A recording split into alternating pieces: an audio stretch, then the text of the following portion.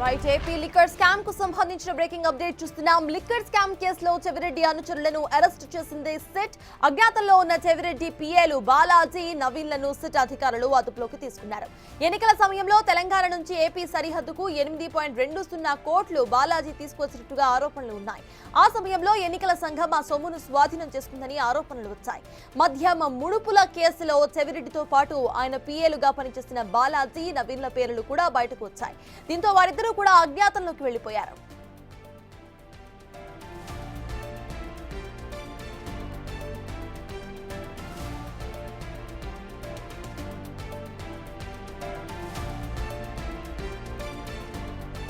Right ఇక AP liquor scam కు సంబంధించిన ఫ్రెష్ అప్డేట్స్ మా ప్రతినిధి సాహిత్య అందించడానికి సిద్ధంగా ఉన్నారు. సాహిత్య చెప్పండి, చెవిరెడ్డి పిఏలు బాలాజీ, నవీన్లను సిట్ అధికారులు ఇప్పుడు అదుపులో తీసుకున్నట్టు తెలుస్తోంది. అసలు అప్డేట్స్ ఏంటి?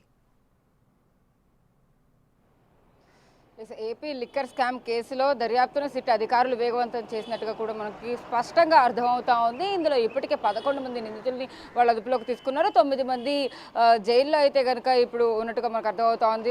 3 రోజుల పాటు కూడా ఇటు చెవిరెడ్డి భాస్కర్ రెడ్డి, వెంకటేష్ నాయుడులు కూడా సిట్ కస్టడీలోకి అయితే తీసుకున్న నేపథ్యంలో అయితే కనుక అతని పిఏలు ఇద్దరిని కూడా మహారాష్ట్రలోని ఇందోర్లో ఇద్దరిని ఫోన్ సిగ్నల్స్ ఆధారంగా వాళ్ళిద్దరిని అదుపులోకి తీసుకుని కూడా 24 గంటలు కావస్తుంది. అయితే ఇప్పటికే వాళ్ళు మార్గ మధ్యంలో ఉన్నట్టుగా కూడా మనకు సమాచారం అంతా ఉంది. వాళ్ళు వచ్చే సమయం కూడా ఖచ్చితంగా ఈరోజు సాయంత్రం కల్లా కూడా సిట్ కార్యాలయానికి చేరుకుని అక్కడి నుంచి కూడా కోర్టులో హాజరుపరిచే అవకాశం అయితే కనపడతా ఉంది. ఇప్పటికే వాళ్ళ చెవిరెడ్డి భాస్కర్ రెడ్డి మరియు వెంకటేష్ నాయుడు ఇద్దరిని కూడా నిన్న చాలాసేపటి వరకు కూడా వాళ్ళు విచారించిన నేపథ్యంలో అయితే కనుక వీళ్ళిద్దరి గురించి కూడా ప్రస్తావించినట్టుగా కూడా మనకి స్పష్టంగా అర్థమవుతా ఉంది.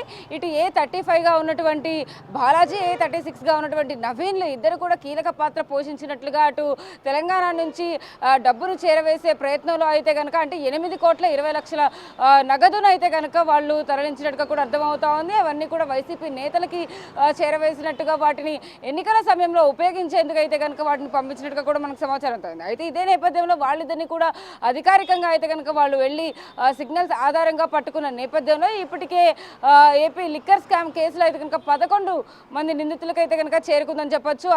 ఆ కౌంట్ అయితే ఇప్పటికే జిల్లా జైల్లో 9 మందిని కూడా నిన్న వర్చువల్గా అయితే కనుక కోర్టులో హాజరుపరిచిన నేపథ్యంలో దాన్ని కూడా 15వ తారీఖు వరకు కూడా రిమాండ్ పొడిగించినట్టుగా కూడా అర్థమవుతా ఉంది. అయితే ఈ రిమాండ్ నేపథ్యంలో కూడా మిగిలిన వాళ్ళకి కూడా అంటే ఇప్పుడు ఎవరైతే ఇద్దరు నిందితుల్ని A35, 36ని తీసుకొస్తూ ఉన్నారో వాళ్ళని కూడా ఖచ్చితంగా 15వ తారీఖు వరకు రిమాండ్ విధించే అవకాశం ఉంటుందా అనేది అయితే కనుక ఖచ్చితంగా వేచి చూడాలి. అయితే ఈ నేపథ్యంలోనే తీసుకొచ్చిన తర్వాత ముందు విచారణ చేసి కోర్టులో హాజరుపరిచే అవకాశం ఎంతైనా ఉంది. కాబట్టి వాళ్ళ సాయంత్రం కల్లా అయితే కనుక వాళ్ళని విజయవాడ సిట్ కార్యాలయానికి తీసుకొచ్చే అవకాశం కనబడుతుందని చెప్పొచ్చు. సర్తాజ్. రైట్, థ్యాంక్ యూ సాహిత్య.